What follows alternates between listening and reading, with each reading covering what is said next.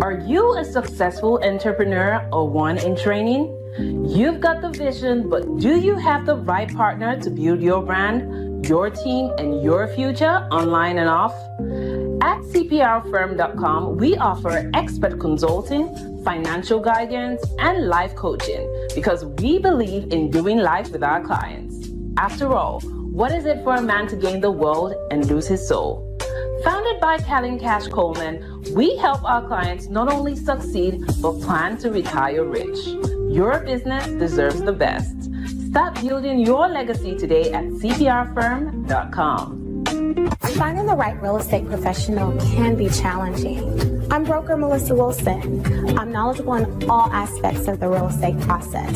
So whether you're looking to buy new or an existing home or have a commercial need, I'm here to help.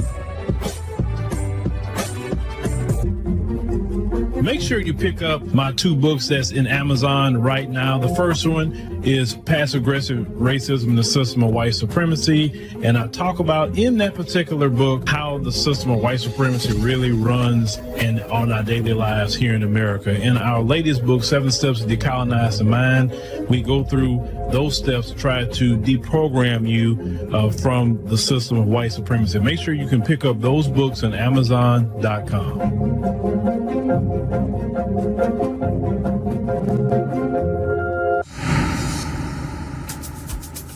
I'm usually known as Cinderella around Joburg. Biggest misconception about you? Nothing. It's all true. It's all true. It's all true. If you hear something, believe it. Like sometimes I'm just in it because like I want things. I want money. I want to have fun. Yeah. But then there's times where this guy's fine. Yeah. Like I want to have fun. Yeah. One thing about this whole industry is that you shouldn't care.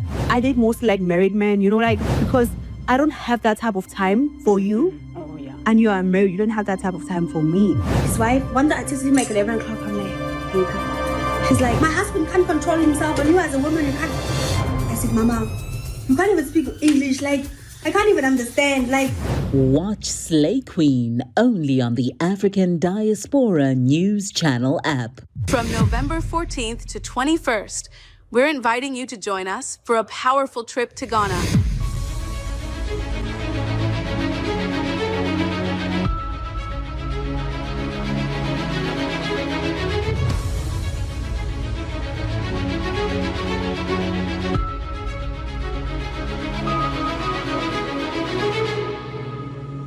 A key location in the history of the transatlantic slave trade and the story of our foundational Black American ancestors.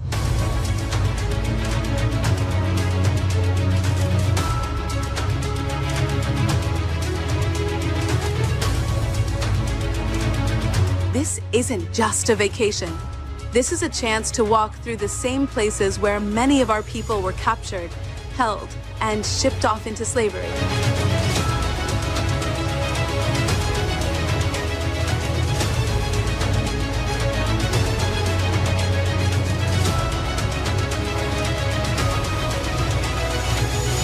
We'll visit historic sites like Elmina Castle and Cape Coast, where you'll see with your own eyes what our ancestors endured.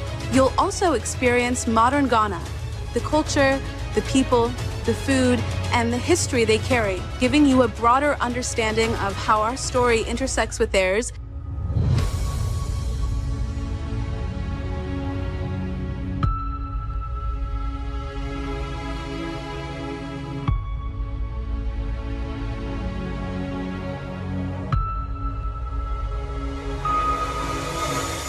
If you've ever wanted to deepen your understanding of our history, this is your opportunity.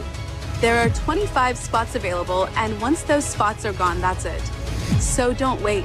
Secure your spot today by paying a deposit and be part of this unforgettable journey. We're making history by walking through it. Will you be with us?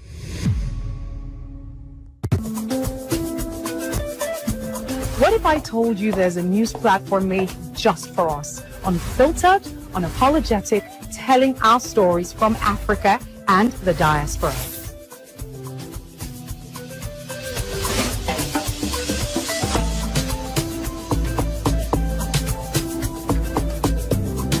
The African Diaspora News Channel app keeps you informed and empowered from wherever you are at any time. Don't just watch, join the movement. Download the app now and stay connected to the news that matters.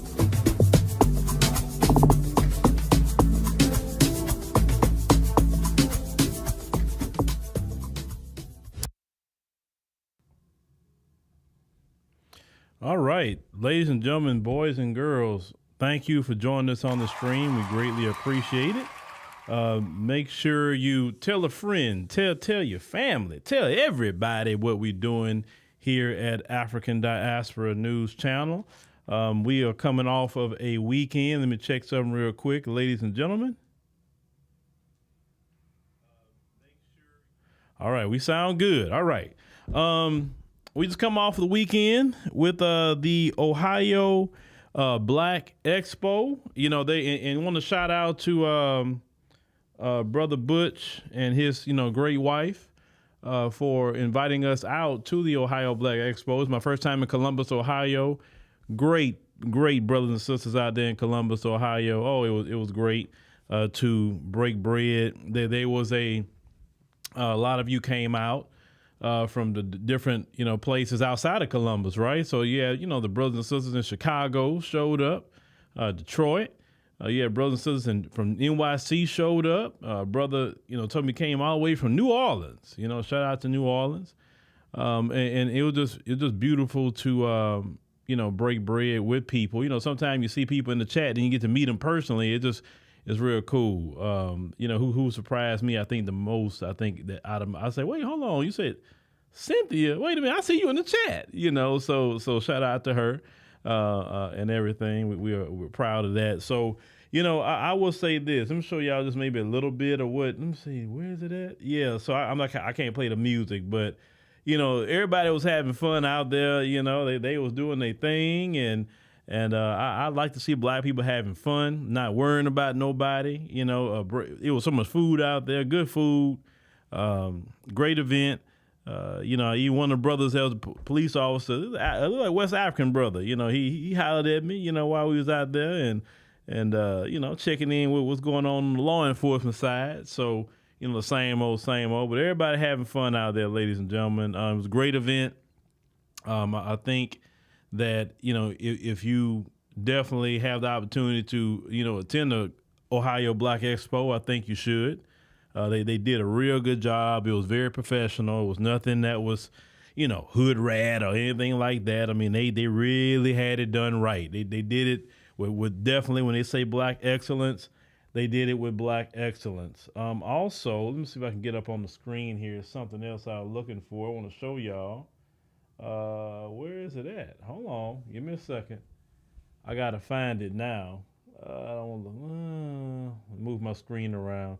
Yeah, now they were dancing that, that Boots on the Ground song, the one everybody's dancing to.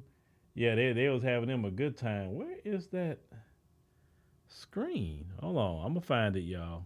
I got screens all over the place. Let me go ahead on and do this. Let me do it from right here. I haven't seen this in a hot minute either. Okay, cool. Give me a second, y'all. I thought I had it pulled up. Okay, I got it right here. All right, cool. There we go. All right, so I'm going to switch to the screen here. God, what is going on? All right. Boom. Just want to show y'all some other things here outside of that. Go to article. All right, that's brother Afro Elite right there. As you can see on the, let's see. You see on the screen, he was Sister Vicky. And I know that's Sister Jessica Jackson. I was shocked to see her, show up. Now, Sister Jessica Jackson going in on Brandon Johnson and that city council over there in Chicago. And shout out to them, of course, Sister Vicky there. And then, I was in this picture here with them, and this me and Brother Afro Elite. And I'm gonna tell you about the young brother Afro Elite. I told him, I was proud of him. I'm proud of him because, he's stepping out there. He's a young brother. And I told him we need more young brothers stepping out. You know what I'm saying? The sisters doing great, but we need more brothers stepping out and being that next generation and carrying that torch. You know what I'm saying? Because I told him he can pick up the torch all day and run with it. I gladly fall back so I can do a whole lot of other things behind the scenes that I need to do.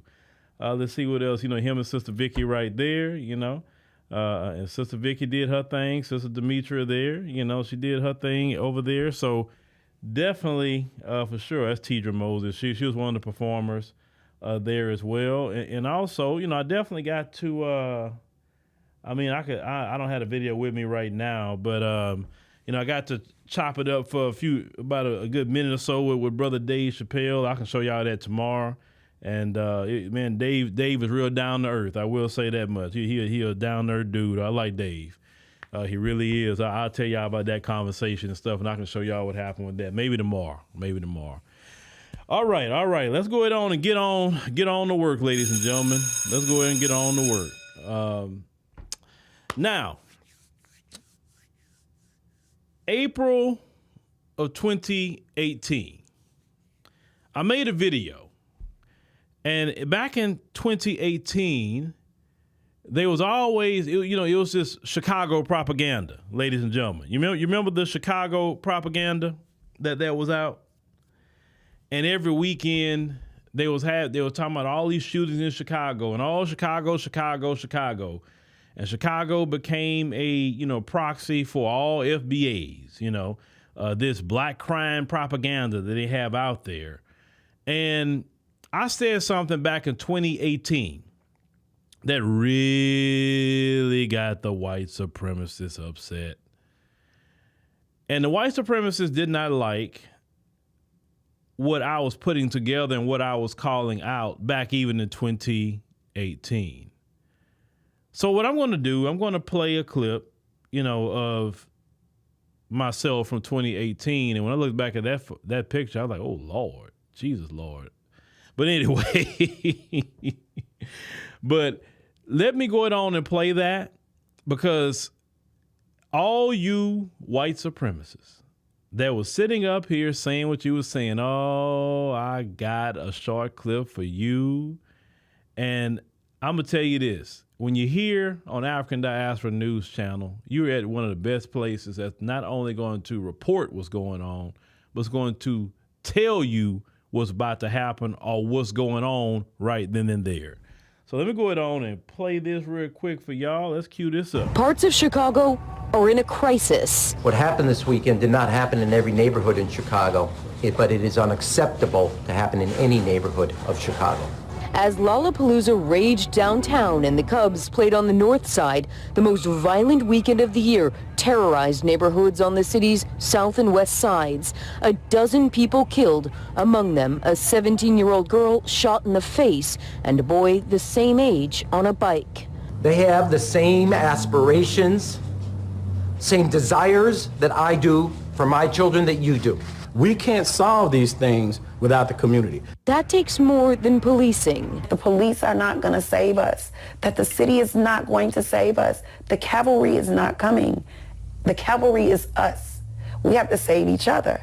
Tamar Manasseh is a one-woman cavalry. She sits on the corner of 75th and Stewart in Englewood every day, and she has for 4 years. It's a matter of how do we get people to stop being afraid, to come out of their homes and to re-engage with society. Once we take ownership of our blocks again, then it changes everything. Once the shock of the weekend violence wears off, police hope people will start talking about who's responsible for nearly 70 shootings.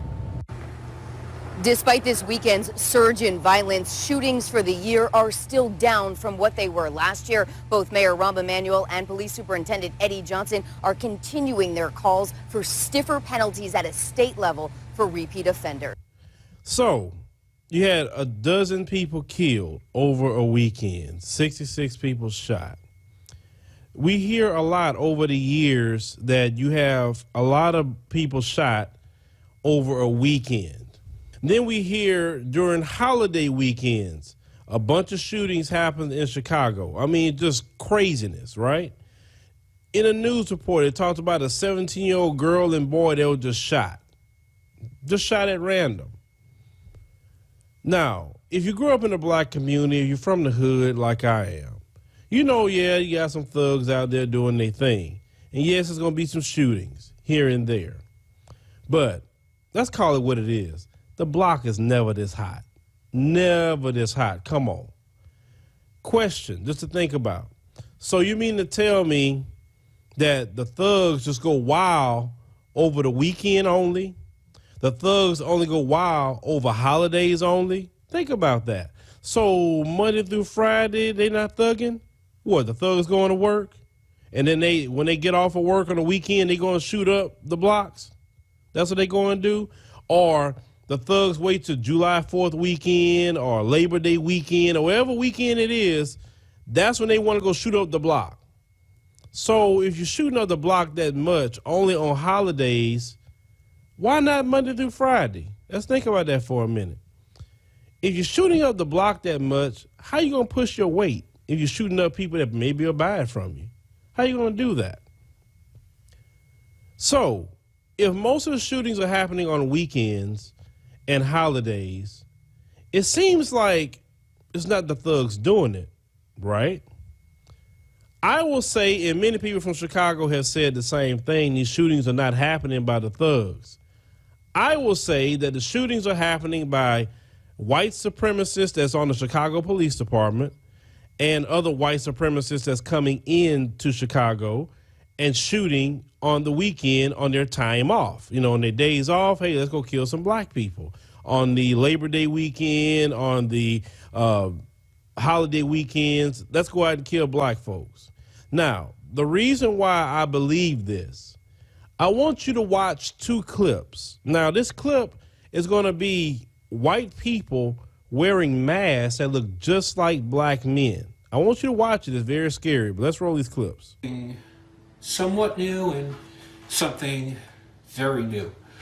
What I'm wearing right now is a dermal synthetics Derrick mask, and it fits great, as you can see.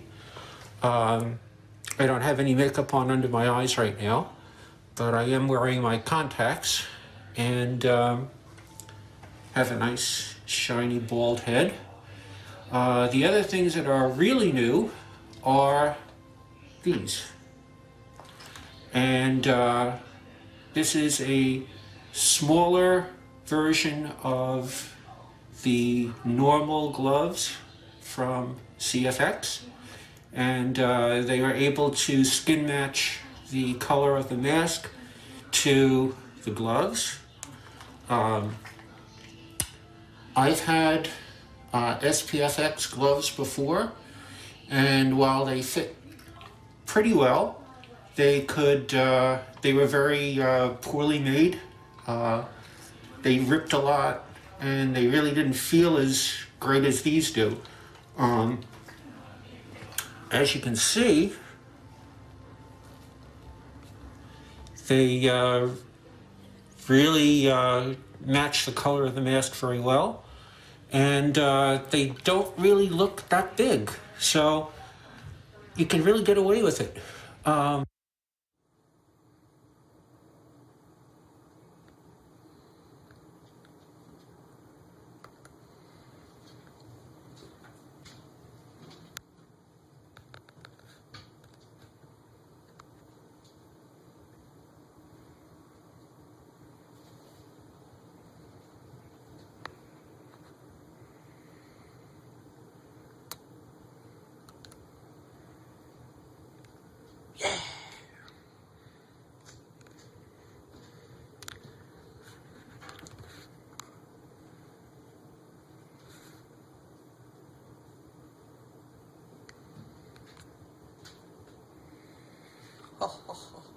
Now, the question most of you probably asking, why would they make something like that? You saw how realistic those masks look? You saw the guy had the gloves that look like black hands? So think about this. The white supremacists go and get these masks and these gloves. They put on hoodies or whatever, get in cars and just roll up on innocent black people and start killing them. And then notice, nobody never know who did the shooting. People from Chicago tell me it's cameras all over the place, and none of these shootings are never solved. You know why they're not solved? Because the white supremacist cops on the Chicago Police Department are involved. That's why. And it's setting it up where these white supremacists come in and kill the black people. And then in the media, it's blamed on Pookie and Ray Ray that's thugging. They're the one that's doing it. Come on. That's just common sense here. Let's think critically, ladies and gentlemen, that come from the black communities. Yes, we know the thugs and what they do, but they don't do this. All right. So I just wanted to just give you a recap. Just give you a recap from 2018, ladies and gentlemen. I saw a comment say, Lisa Parker say, you were way more younger looking in that video. Actually, I feel like I look younger now than back then. I feel I look older back then because I had more weight on me. Lord, I seen that video like, my Lord, I had a lot of weight on me back then. Jesus, right? But now, I wanted to play that. And when I put that video out, them whites, boy, they were so mad at me. They were writing me. Oh, boy, they was hot. They was hot about that video. And usually when somebody's that hot with me about something I say, I know it has to be some truth to it because you didn't say I was lying. You didn't say I put out something that was just fake or whatever the case may be, right? But I want you to see something here. And before we watch this video, make sure that you download the African Diaspora News Channel app in the Google Play and Apple App Store. You definitely could join monthly, quarterly, annual, or lifetime, ladies and gentlemen, and that really will support the show more than anything else, you know. And if you like to give, you say, hey, man, I already got membership, but I want to just give to y'all so y'all can keep doing way more. Then, hey, we have a Square link on YouTube and definitely on our website. We have a link with Square, and you know, you can do one-time donations, go there if you like to do that. Because some people want to, you know, hey, they want to support the show. Now, when we get into this clip, after everything you just seen, now fast forward to 2025. Now, I clocked this back in 2018. Let's go to 2025. Here we go. You know, Mission Impossible is known for, especially when Tom Cruise takes off that mask. Is there any kind of technology that achieves that in the real world of intelligence? Well, the movies have a lot of options that real life does not offer to you. But the idea of a mask that you could quickly put on, quickly take off was very real and something that we used with some discretion, but we used it when we needed it and got great results. Did I read that you had a mask that made you look like an African-American man? Is that right?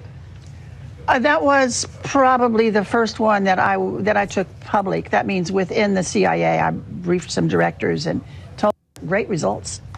Did I read that you had a mask that made you look like an African-American man? Is that right? That was probably the first one that I took public. That means within the CIA. I briefed some directors and told them we had this capability. We were looking to be able to change your gender and your ethnicity and even perhaps create a twin if we needed that. Hold on. So even perhaps create a twin if we needed that. Now you see that sister's face? You saw her face? And this woman's saying this with a straight face, y'all. Now we go back. Let's go back to what she said back here. Hold on. African-American man, is that right? That was probably the first one that I took public. That means within the CIA. I briefed some directors and told them we had this capability. The first one she took public. Okay. So it's safe to say to you folks that's still lingering around from 2018, it's safe to say that I was right. Isn't it safe to say? I just want to know. Hold on. I have to let this lady say it again. We were looking to be able to change your gender and your ethnicity and even perhaps create a twin if we needed that. Hold on. So in your well, Well. So it's safe to say that all this so-called black on black crime that's going on that the black community don't even know nothing about, really. I mean, yes, we got some areas that it is some real crime going on, and we, they never want to address that, right? But it's safe to say that not everything a so-called black person is doing could you put it on a black person, especially if they're not getting caught. My issue is if they never getting caught. But listen also what she said, a twin of you. Why do they need those capabilities to make a twin of you unless they're trying to, what? Frame you for something. Now you see why I celebrate when I see Donald Trump tearing the whole system down.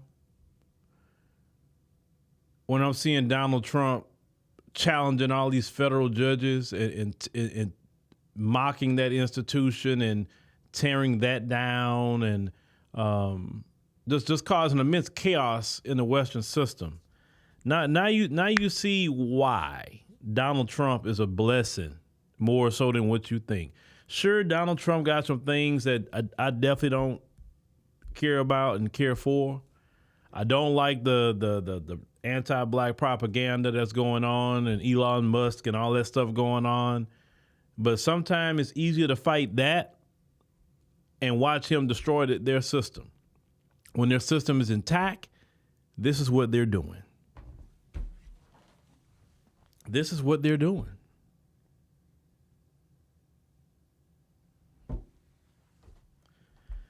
So, delineation, good move. I told y'all, if you're going to delineate, and when I say delineate, I mean separate, you need to separate from the folks. And let me say something about that, too. Let me go back to the Ohio Black Expo.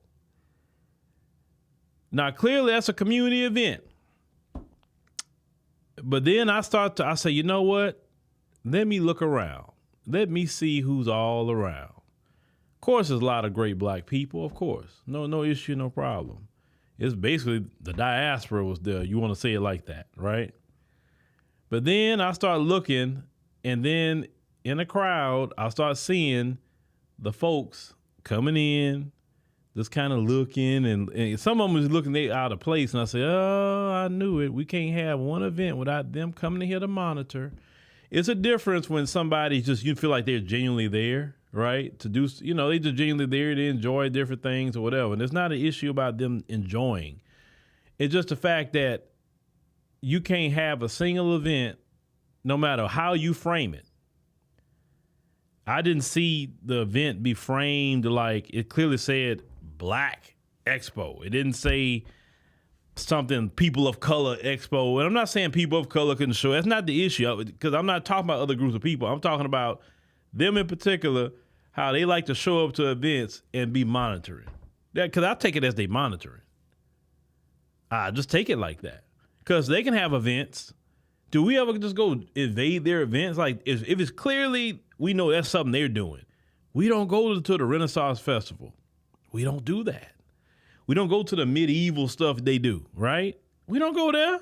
We don't let me go see what they're doing over there. We don't do that. We don't want to be over there. That's your event, your thing. Have fun. We ain't going to the Irish events. We're not involved with that. But everything we do, and like I told y'all, the level of, it's not even real, this level of obsession that they have with us globally. We're talking about their particular community. Globally, it's not even something that you can even describe on paper. Even the worst of the worst, maybe person you ever dealt with in a relationship who was kind of crazy and became a stalker, even them can't even top them. They're sitting up there developing things. And she said it was one of the first ones that she put out. And they were talking about it. She was the former CIA chief of disguise. My thing is, why did you need to create a twin of somebody? You understand what I'm saying? I had a brother tell me this weekend at the Ohio Black Expo. Sometimes I say things and I just, it comes out. I don't script anything. What you see just come out of my heart, and that's where it comes out. And he said, man, Phil, you know what? I remember when you said that we need 1,000 years of separation just to heal. I really see it now. And I'm like, yeah, I do remember saying it when he brought it up. But that's what it is. I say we really need it. And then what they try to do, because black people are delineating and black people saying, yeah, we just want to kind of just fix out stuff over here. Oh, you don't like us because of our skin color. That's now they're saying that. Now they're the victims now. Oh, y'all don't like us because of the color of our skin. Skin tone doesn't do nothing to nobody. Nobody cares about anybody's skin tone. It's your culture. We don't like the culture that you bring because your culture has to do with anti-black racism, anti-black sabotage, anti-black setting people up for crimes they didn't do, anti-black unalivings you're doing in our communities. See, it's the culture. It's not just skin. It's the culture. And I'm going to keep repeating that. Skin color doesn't hurt nobody. Nobody's skin color does nothing to nobody. It is the culture that you're coming from, the culture that you live, the culture that you enact. And we have a 400-year documented history of your culture. What we're saying is we do not like the overall culture because the culture is against us and has systemically harmed us, economically harmed us, mentally harmed us, physically harmed us, mass incarcerated us. It's the culture. So when black folks are saying, I want to get away from that culture and just be among my community so we can work with building ourselves up, healing, talking through the things that we need to talk through, it is what it is. Because look, other groups, we got issues with other groups, but other groups haven't done what your culture has done. They haven't. Their greatest offense really is siding with you. If I just want to just keep it 100, their greatest offense is siding with you. If they never sided with you, and not all of them have, but other groups outside of you haven't done that to at least to us or to Caribbeans or to Africans. I don't see all these other groups, for the most part, trying to figure out ways to assassinate Ibrahim Traoré in Burkina Faso. Why? Why the culture? Why this culture want to assassinate Ibrahim Traoré? Because how dare he say, y'all not coming to here no more, taking our stuff in our house. You don't have a right to do it. How in your culture, you feel you have a right to the planet Earth. You have a right to everybody's resources. You have a right to whatever, and you do whatever you want to do to people because you don't know how to get along with everybody.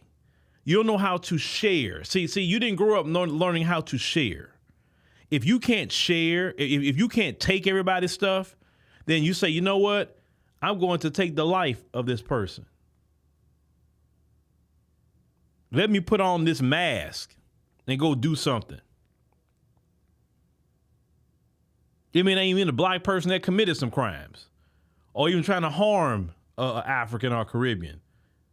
Remember, she said the CIA, and we know they do covert world operations. We know that. So you may say, these Africans always sell each other out. This African did this African did that. Did they catch him? What evidence? Oh, so he committed a black person committed assassination, but you never caught him? Are you sure they was really an African? You sure they was really a Caribbean? You sure they was really an FBA? Where are they at?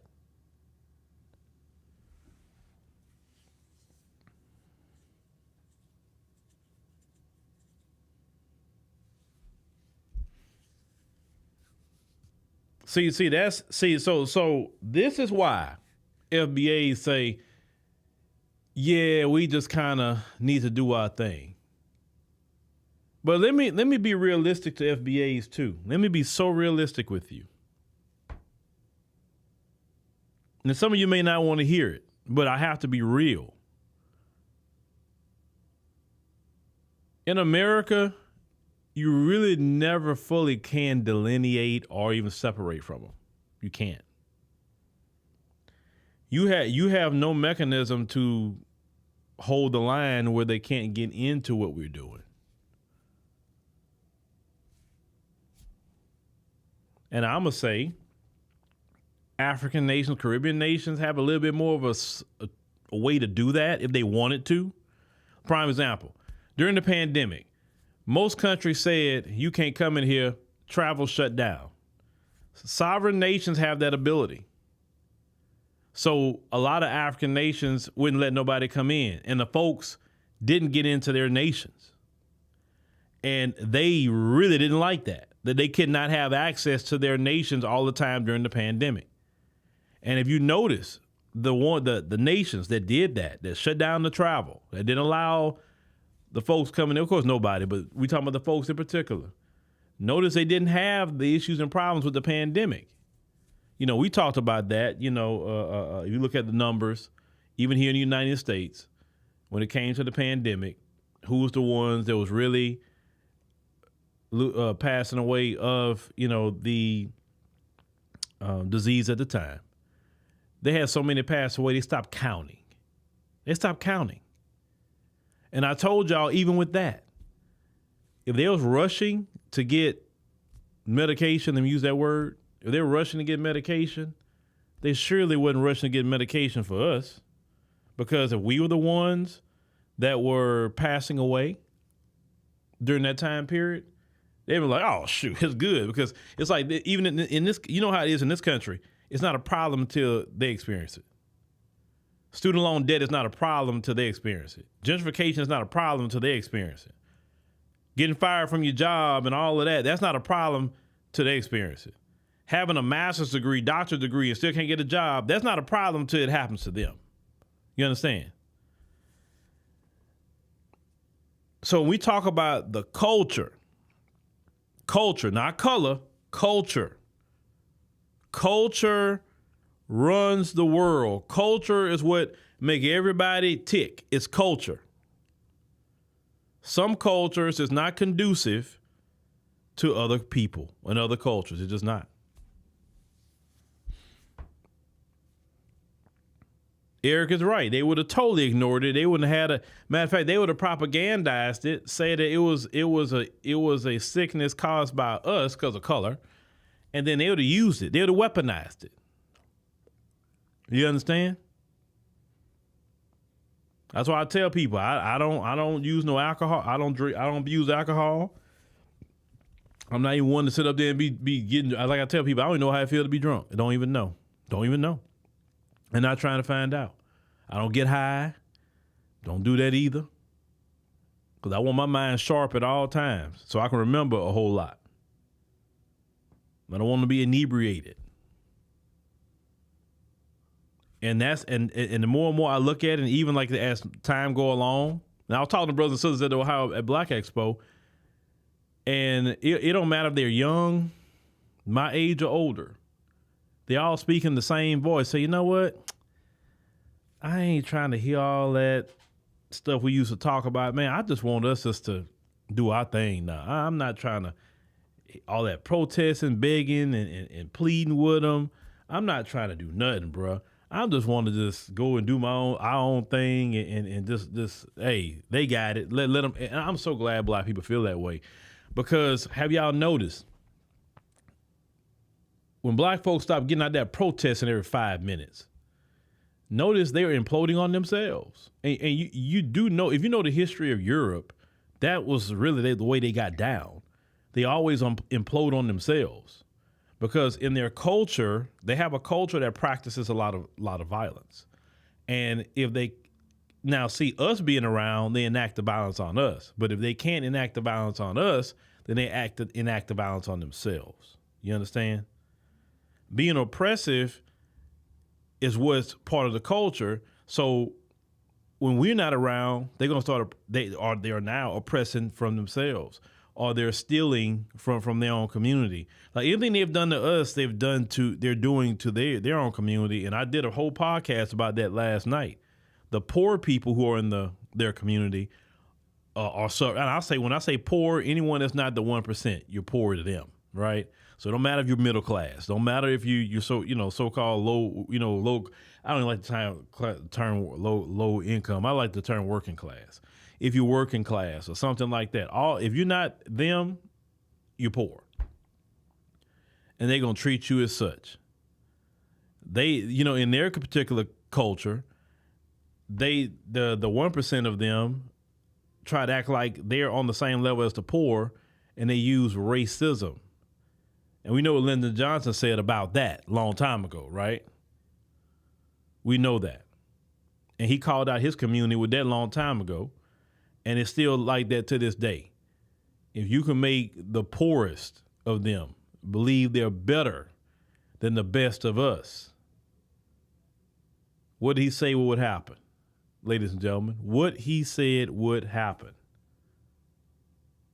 What did he say if you give them somebody to look down on?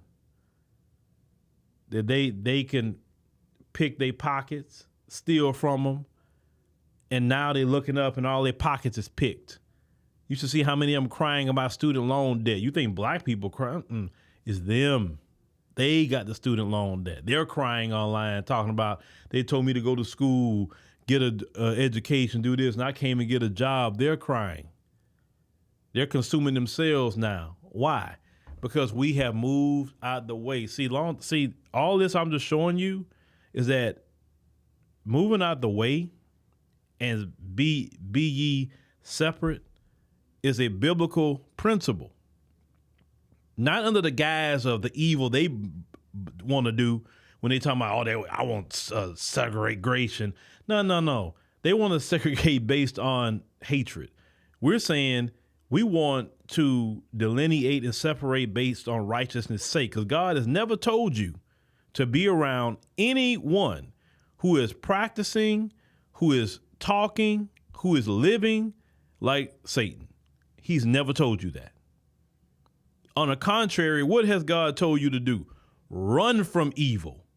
Do not be in company with those who commit sin and unrighteousness. The Bible told you so many times. I know the Quran then told you so many times. Do not be around anyone that is violating the scripture, violating the Quran, or anything else. The Bible and the Quran is very clear on unrighteousness and sin.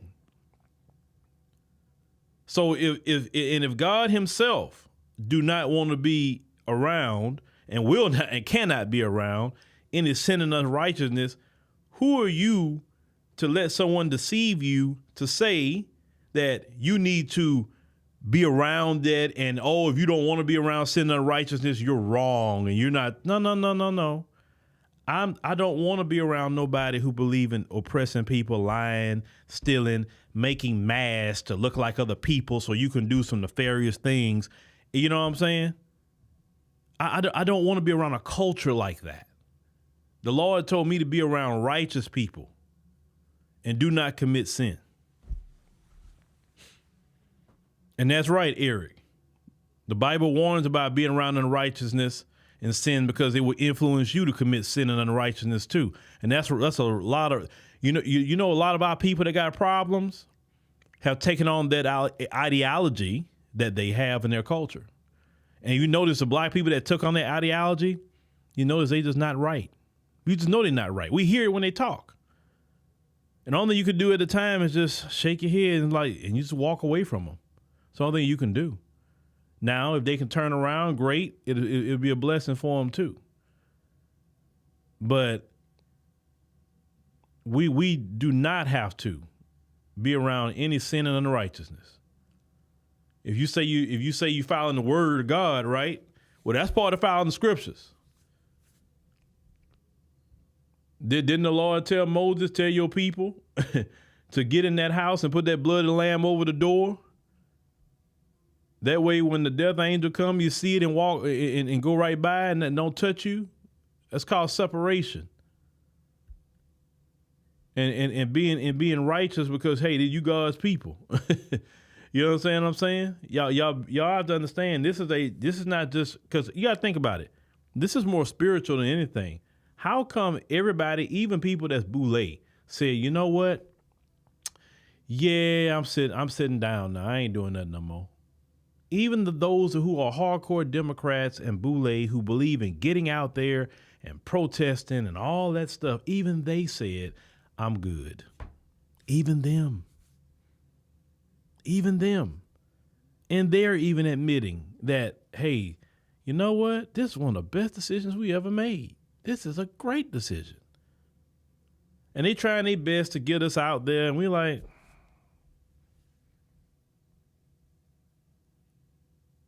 you know?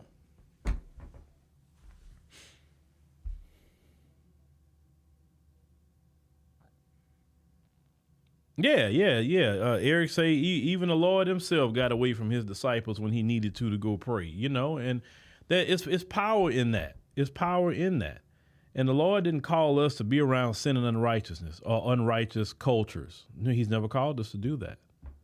So, no, we on the right track. And notice, and y'all notice ever since we done that, more things are getting done. Those of you who have accepted that unrighteous teaching, that's why delineation bothers you so much, because it's exposing that unrighteous teaching that you were given about your fellow distant cousin. Before I wrap this up, at the Ohio Black Expo, I had a Somali brother approach me, and he said, "Hey Phil, I like what you're doing." Say, "Hey, I know, that y'all delineated and all of that. And I know some of us Somalis, because I'm Somali, and I know some of us that kind of, say we don't, want to be around, black people and all that, but I'm not like that. A lot of us not like that." And I say, brother, I said, listen, I say with delineation, only thing we're saying is we're going to be proud of our heritage, proud of who we are, proud of our ancestors. It doesn't mean we have any kind of hatred for the diaspora. I say, come on, if we did, I wouldn't do what I would doing right now, right? I say, so it's nothing to worry about. I say, yes, it is kind of messed up that people come to a country, the people that open the door and say, I don't want to be nothing to do with you. I say, but that's fine. They can do that. And I say, they will have their just due. I said, but hey, those brothers and sisters that's not like that, hey, that's our distant cousins. We rock with them. You rock with us. We rock with. Like I told him, anything that we get, I said, that's why I said brothers like yourself should be supporting reparations and stuff like that. I told him. I said, because if we get reparations, that's going to benefit the Caribbean. That's going to benefit Africa, right? If we get reparations. So anything we fight for, the diaspora should be supporting it. Because historically, anything that we've gotten, it was a ripple effect throughout the world, at least the black world. So that's why I told him, and that's to anybody that's in the diaspora. Just because we are appreciating our heritage doesn't mean we have hatred for anybody. We don't. Now, will we allow disrespect? No. And just like y'all don't allow disrespect, and that's all. That's all. Other than that, it's just a conversation. Because like I tell everybody, the issue isn't the distant cousins for me. The issue is that culture we're talking about. Because the distant cousins isn't making masks to do things. They're not doing it. They're not producing it. So that's why I look at the small little things and then I look at the bigger picture. The bigger picture for me is that culture that's doing things like that. That culture has affected Somalis, has affected Nigerians, has affected Ghanaians, South Africans, and right, definitely South Africa, that culture is affecting them, right? Is affecting brothers and sisters in the Caribbean, brothers and sisters in Latin America. That culture has been doing the same thing globally. So for me, that culture is more the issue than our little disagreements within the diaspora. That's how I view it. Because nobody in the diaspora is trying to take the life of Ibrahim Traore. Now, you're talking about Langley. Langley, unfortunately, he is the what you call a black face of white supremacy, unfortunately. And we have those too. But usually those kind of black people, if they do something against black people, they lose their soul. They usually do. They never can really be right. So hopefully Langley walk off from that post and say, I don't want nothing to do with that. I'm not going to be a part of that. You know, I'm not saying he can't be in his position, but don't let them people use you to do something that they are cowards to do. That's the only thing that I'm saying. Make them do it. Because they know if they do it, it's going to be a problem. That's why they want Langley to cause the chaos. I already know to play with Langley. Langley, he didn't sign up to go do any of that. I know he didn't. You can't tell me he did. But unfortunately, when you are in their system, you either get down or lay down. That's it. All right, ladies and gentlemen. Thank you for joining us on the stream tonight. We greatly appreciate it. Oh, I didn't realize that many people was in here. Well, thank you for coming in. Make sure you subscribe. Also, we have 16 spots on the Ghana trip. We got the pinned comment in the chat there. It's $199 down to secure your spot. 16 spots left. And, pay payments and come with us November 14th or the 21st. You'll be back way before the holiday. And, secure your spot because I can see it go pretty quick. I have seen it. I've been getting emails about it. So, yeah, let's go ahead and secure your spot so you can go on with us to Ghana and enjoy yourself and take your family, take your kids. All right, y'all. I got to work on the podcast. So thank y'all.